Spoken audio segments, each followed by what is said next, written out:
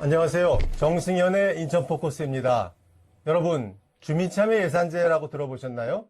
지자체 예산 편성 과정에 주민들이 직접 참여하는 제도를 말합니다.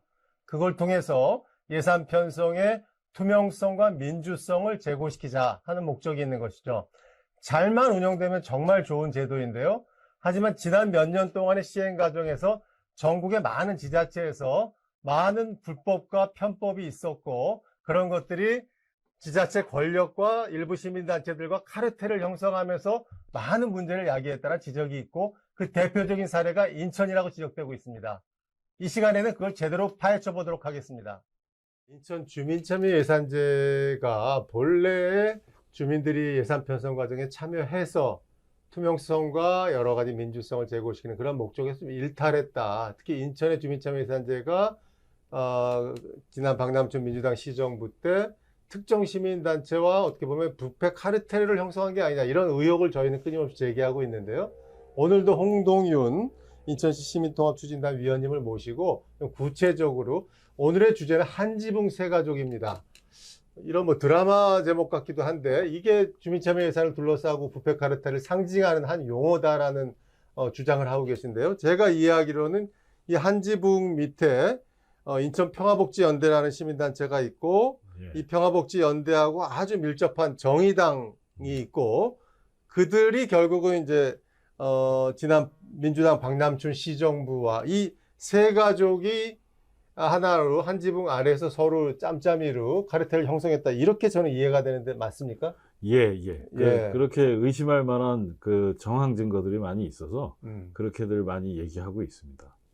그렇군요. 예. 그러면 지난 시간에 우리가 살펴봤던 자치와 공동체라고 하는 주민참여예산 지원센터, 여기에 어떻게 보면 주어서는 안 될 운영권까지 줘가지고 헌법 위반이다라는 얘기까지 나오고 있는데요.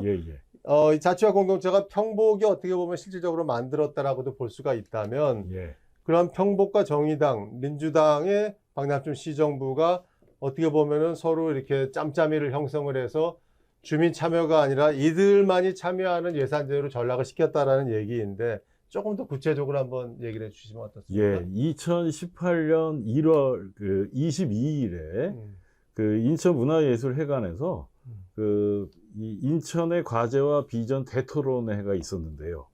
그 당시에 그 개회사를 박남춘 민선 7기 시장님, 그 당시에는 이제 시장이 아니라 인천시당 그 민주당 인천시당 위원장이셨습니다. 그분이 개회사를 하고, 좌장은 뭐 지금 뭐 이렇게 돈봉투 사건으로 유명해지신 그 국회의원 이성만 의원이 토론회 좌장을 하고, 그 당시에 발제자로 인천평화복지연대 회원이면서 주민참여 예산에 뭐 여러 가지로 관여했던, 그리고 이 박남춘 시정부 때 특보를 했던 그 박준복이라는 사람이 그 발제자가 됐고, 그 당시에 인천평화복지연대의 사무처장이었던 이광호 씨가 또 발제자를 했던, 뭐 그래서 인천의 어떤 과제와 비전 대토론회를 하면서 함께 그 협력을 하면서 이제 그 비전을 함께 제시하고 뭐 그랬던 것들도 있고요.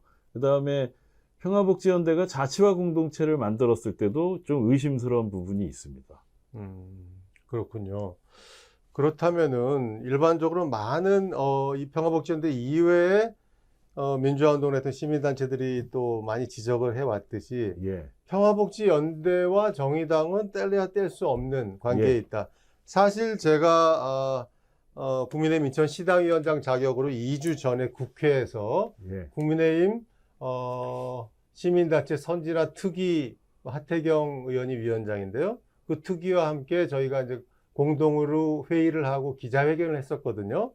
그때 제가 이제 인천의 그러한 여러 가지 상황에 대해서 발표를 했고, 하태경 의원이 그걸 요약해서 얘기하면서 이런 표현을 썼습니다.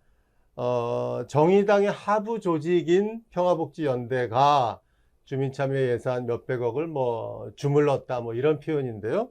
그거에 대해서 그 다음 날인가요? 평화복지연대가 성명을 내서 평화복지연대의 그 규정상 평화복지연대 상임대표와 대표는 당적을 가질 수가 없다. 그렇기 때문에 정의당과 결부지어서 얘기한 거는 명백한 허위 사실이고 명예훼손이기 때문에 하태경 의원과 저를 검찰에 고발하겠다 이렇게 성명을 냈습니다. 예. 근데 뭐 2주가 지났는데 아직까지도 고발됐다라는 얘기는 들리지 않습니다. 그 상황에서 저희가 또 알아본 바로는 그러한 성명이 나왔는데 실제 평화복지연대를 고발한 그 고발 단체에 의해서 검찰 조사를 그 전에 받았었는데 그 전 조사에 의하면 평화복지연대의 공동대표였던 사람이 실제 공동대표가 된 이후에도 1년 이상 정의당의 당적을 가지고 있었다라는 검찰에서 조사한 사실이 나오는 걸 저희가 발견을 했습니다. 그래서 예. 명백한 거짓말을 했다라고 저희가 또 성명을 냈는데요. 그거에 대해서도 아직까지 반응이 없는 상황입니다. 예, 예. 이렇게 본다면 평화복지연대와 정의당과의 그 밀접성은 우리가 충분히 이해가 되는 건데 과연 민주당과 그 굉장히 이게 연관이 돼 있어서 새가족이라고 부를 수 있느냐 예, 예. 이런 의문이 들 수 있는 거죠. 그래서 어떻게 생각하세요? 예, 민주당 모 시의원이 주민참여 예산 운영센터, 지원 운영센터에 위탁을 할 때 심사위원이었고 처음부터 주민참여 예산이 평화복지연대 쪽으로 갈 수 있도록 평화복지의 핵심 회원이면서 그들이 그 예산 운영권을 다 가져갈 수 있도록 초기에 밑그림도 그리고 민간합동 TF의 고문까지도 맡으면서 이 주민참여 예산에 적극적으로 개입해 왔다는 것만 봐더라도 민주당과 평화복지연대의 밀월 관계를 잘 알 수 있는 것이죠. 그러니까 또 더 나아가서 그 시의원을 비롯한 당시에 뭐 인천시의회는 두세 명 빼고 전부 민주당 시의원이었잖아요. 예, 그렇게 알고 있습니다. 그래서 예. 그 시의원들이 중심이 돼서 우리가 지난 시간에 보았던 몇백억 불법 편법으로 편성된 주민참여 예산을 시의회에서 통과시켰는데도 그들이 묵인하고 주도했고 예. 민주당이 그러한 의미에서 평화복지연대 내지 정의당과 확실히 연대한 게 맞다라고 보시는 거죠? 예, 예. 그 당시에 그 많은 시의원들과 뭐 저도 개인적으로 그 친분 관계가 있었는데 그분들 입에서도 이거는 과연 이런 예산을 우리가 그 불법적인 것들을 편성해 줘야겠느냐 그렇게 하소연을 하면서도 결국은 묵인하면서 불법적인 예산을 통과시킨 것도 민주당이 한 지붕 세 가족이다라는 의심을 살 만한 그런 행동을 한 거라고 보여집니다.